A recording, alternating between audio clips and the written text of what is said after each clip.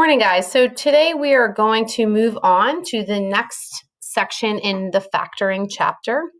We're going to move on to 8.7, which is going to go over a couple special types of patterns that exist with some quadratics that factor into special products.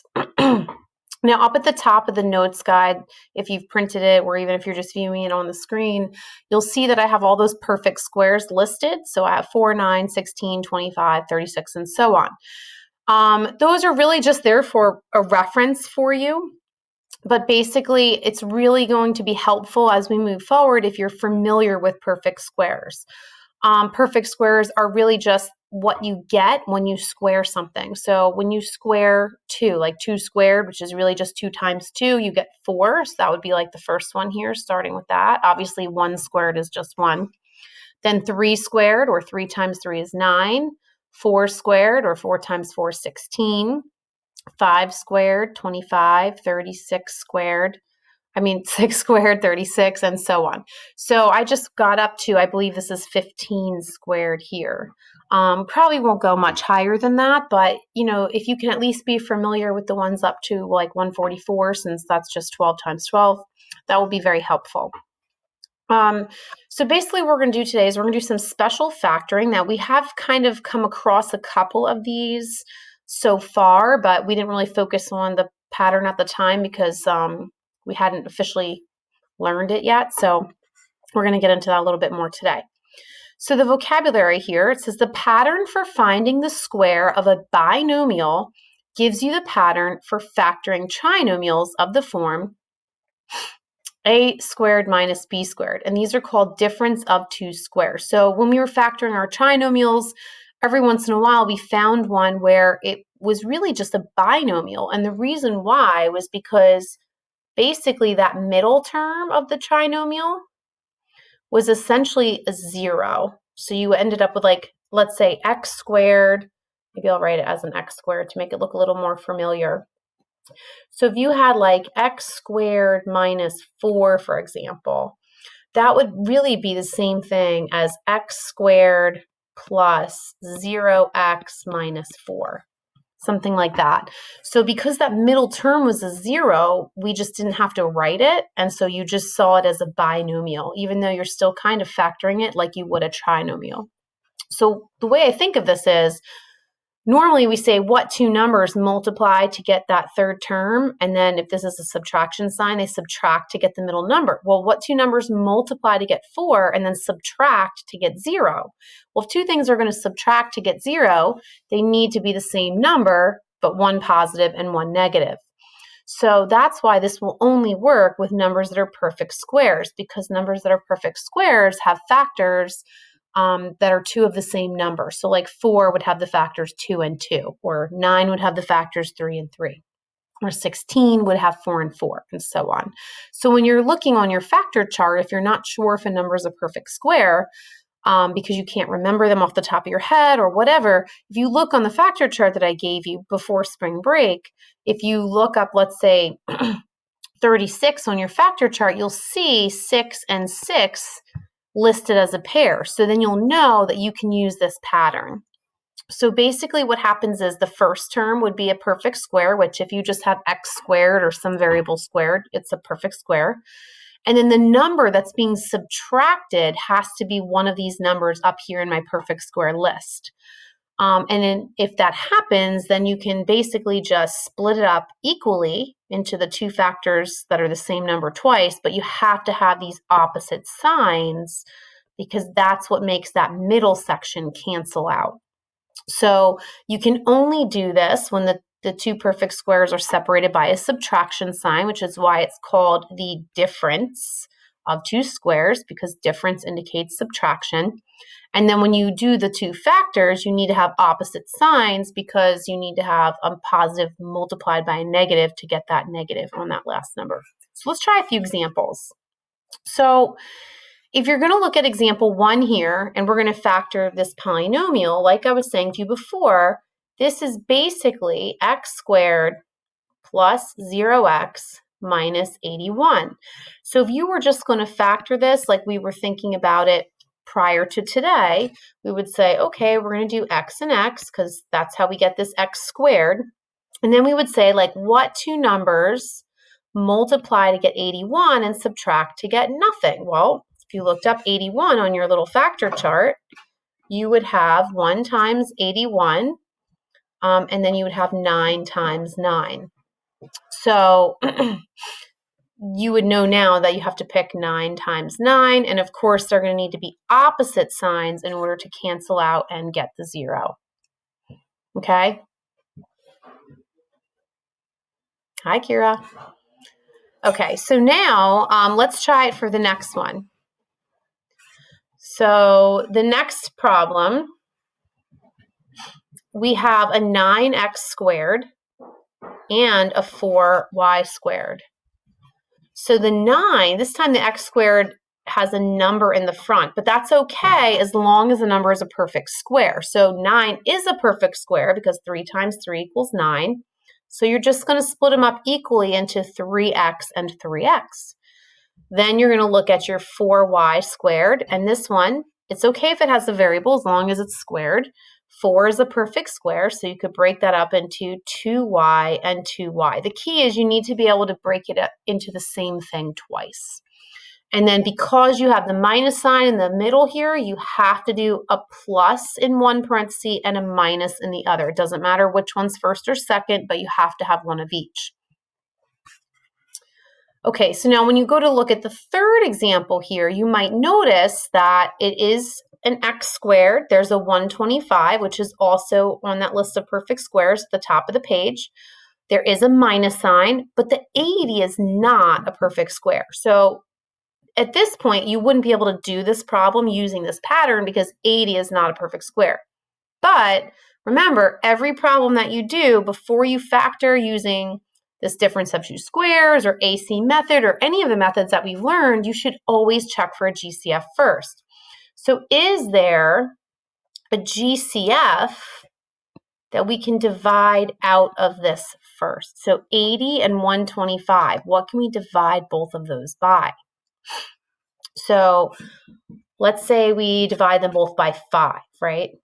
So if I divide these by 5, 80 divided by 5 is now 16. 125 divided by 5 is 25, and I still have that x squared. Now, both of these numbers are perfect squares. So now I can split up that parenthesis into my difference of two perfect squares pattern. So how do I break up my 16? What number times itself multiplies to get 16? 4 times 4. Now, if you weren't sure, look it up on your factor chart and see if there's any pair of numbers that's the same thing twice. Then you're going to do the 25x squared. So 25, how do you get 25? What number do you square to get 25? Well, 5 times 5 is 25. And of course, these are both going to have x's on them because it's 25x squared. And remember, the signs, since there's a negative in there, we're actually able to do this, but what signs are going to go in here? Opposite, 1 plus and 1 minus. So this would be our factored answer for that one. All right, so why don't you go ahead and we'll try these couple examples. I would encourage you to pause the video, try them, and then turn the video back on and see if you got them correctly. So if we're taking a look at number 1, m squared is obviously a perfect square. It's just a variable squared, so we can easily break that up into an m and an m. Because we have the minus sign, we know that if 121 is a perfect square, this is doable, and we will get opposite signs, 1 plus and 1 minus. And 121, if you look it up on your chart at the top of the notes, you'll see it as a perfect square, so we know we could do it. Well, what number squared equals 121? 11. And you could get that on your calculator by doing the square root of 121, or you could look it up on a factor chart. But usually the factor charts only go up to 100. So if you're not sure, if you just do the square root of a number on your calculator, if it is a perfect square, you'll get a whole number answer. And that means that's the number that you multiply by itself. If it's not a perfect square, you'll get a decimal answer, and then you'll know you can't do it. All right, so let's take a look at number 2. So number 2, we have a 9 and a 64. They're both perfect squares. You have a subtraction sign in the middle, so this one looks like it's good to go. So when we split up the 9n squared, we're going to do it as a 3n and a 3n, because 3 times 3 is 9. Then when we break up the 64, what number times itself is 64? 8 and 8. And then what signs must go in order for this pattern to work? 1 positive and 1 negative. Okay, now looking at number 3, 3 is definitely not a perfect square. So in order for me to possibly be able to do this one, I'm going to have to first see if I can divide out that 3 as a GCF. Now when I divide out the 3, what am I left with? Well, I'm going to be left with y squared because the 3 would divide out. And then 147z squared divided by 3 is going to be 49. And then you still have that z squared. So now that's good because we have a subtraction sign and 49 is a perfect square. And obviously y squared and z squared are both perfect squares. So now I can use this perfect square pattern here, this difference of 2 squares. So the y squared breaks up into y and y. The 49z squared is going to be 7z and 7z. And of course, opposite signs in order for that middle part to have canceled.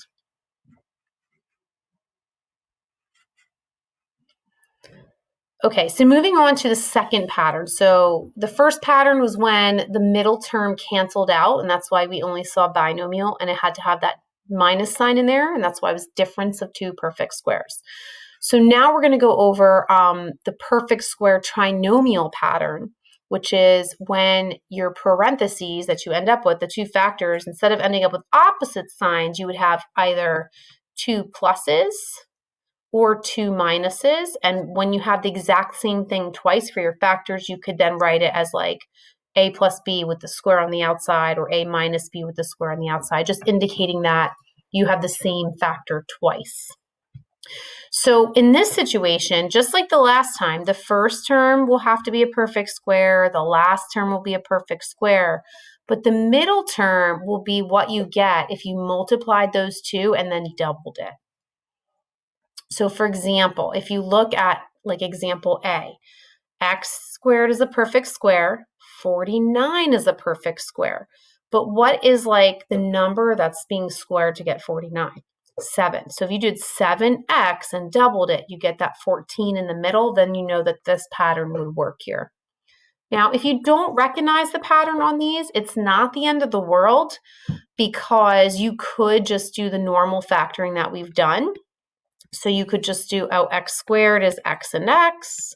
What 2 numbers multiply to 49 and add up to 14? 7 and 7, and they would both be positive.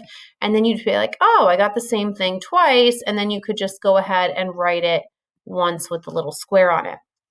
So that's still an option for you to do it the normal way and just write your answer as that square of a binomial. But it's just the shortcut can be helpful when you get bigger numbers like you'll see in example B. So right here, I know that this was really x squared. And then over here, this was really 7 squared. So because I recognize that and 7 times x doubled is 14x, I could have just gone right to x plus 7 squared. So it's sort of like a little shortcut you can use. Sometimes it can help you if the numbers are not too big. It doesn't really help that much. It's whatever. But like if you look at example B, this one with the 144 and all that, that's going to be tricky. You do not want to do like AC method for something with a 144. So in this case, I'd say, okay, well, 144 is a perfect square because I know 12 squared is 144. I know 25, I can get that by doing 5 squared. Now 12 times 5 is 60, and when I double it, I get 120. So I could just use the pattern here, which is going to be a lot easier than doing AC method. So when I go into my 2 parentheses now, I would say, okay, well, I'm going to have 12x and 12x and 5 and 5. And since it's a minus sign here, they're both going to be minus. So then, of course, I could just write that once with the square on it. So if you tried to do this problem without this pattern, it would be very difficult. You'd have to do 144 times 25 and try to do AC method. You'd be here probably all day doing that one problem and then hopefully get it right. So this is where recognizing those perfect squares and the pattern can be helpful. So let's take a look at C. Now for C, 150 is not a perfect square. So as soon as you see a number in there that's not a perfect square, even if you do see one that's perfect square, you should always try to take out a GCF first if you can, no matter what. Even if the numbers are perfect squares, it'll still make them smaller. So for this one, let's see, can we take out a 6? I think we can. So if I divide out a 6 here, 150 divided by 6 is 25. X squared. Then I have minus 10x in the middle plus 1. So now I know 25 is a perfect square. I know 1 is a perfect square. And this is really 5x squared here. This is really 1 squared. So it's up to you whether you want to use the shortcut or not at this point. I'm going to use the shortcut since that's what we're working on. So since I know that 5 squared is 25, I'm going to write 5x. And 1 squared is 1, and whatever sign is here has to go in this parenthesis. So this would be my answer.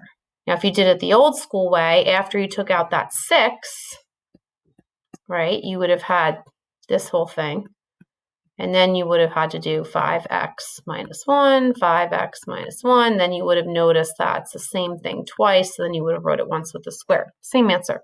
Or you could have done AC method, but nobody wants to do AC method if they don't have to. So with the simple problems, this isn't really going to help you too much because doing it the simple way is probably just as fast. But when you're doing a problem with very large perfect squares that you'd have to do AC method for, this is definitely going to make it easier.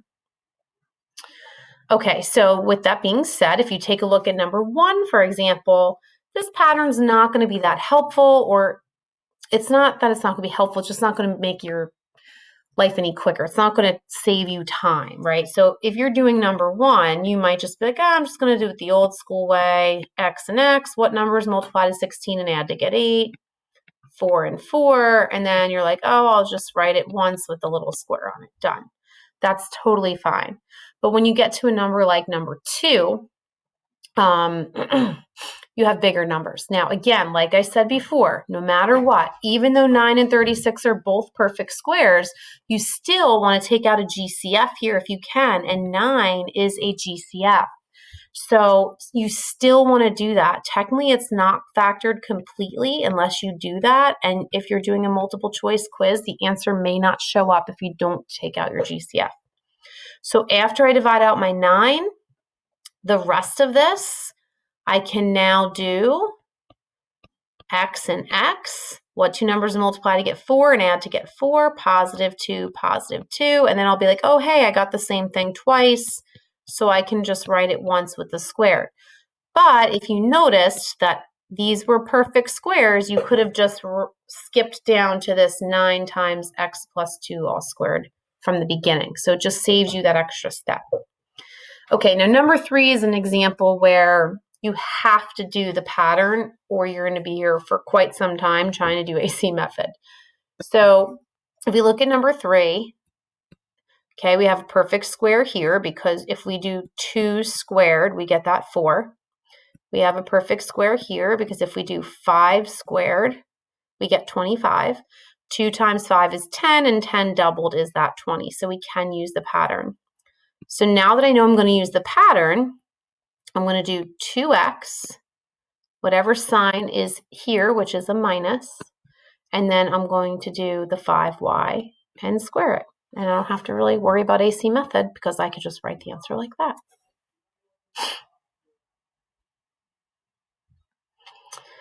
Okay, so now using this to solve an equation. So whenever you see the equals 0, that just tells you how that extra step where you have to solve the factors, but all the factoring is the same thing we just did on the last 2 pages. So the first example is just an example of a difference of 2 squares pattern with the solving. So you might remember, hopefully, since we just did this, that when you have no middle term, that's because you need the opposite signs. And then the number 2 multiplied by itself to get 100 is 10. So x plus 10 and x minus 10. Now, because we have the equal sign, we're not done. We have to set each of these factors equal to 0 and then solve them to get our possible solutions for x. So for the first one, we're subtracting 10. X equals negative 10. And the second one, we would be adding 10. So x equals positive 10. So those are our two solutions. So now for the second problem, if I'm going to use the pattern, because I'm just trying to practice that, I know that 5 times 5 is 25. So this is really x squared here, and this was 5 squared here. So I'm just going to write x minus 5 squared. Now, what that means is I only really have one factor to set equal to 0 and solve,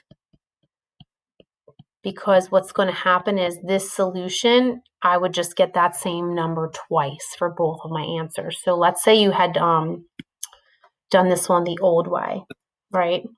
And you just did it with the 2 parentheses, and you did x minus 5, x minus 5. Then you would have 2, right? X minus 5 equals 0, x minus 5 equals 0, and then you would get x equals 5, x equals 5.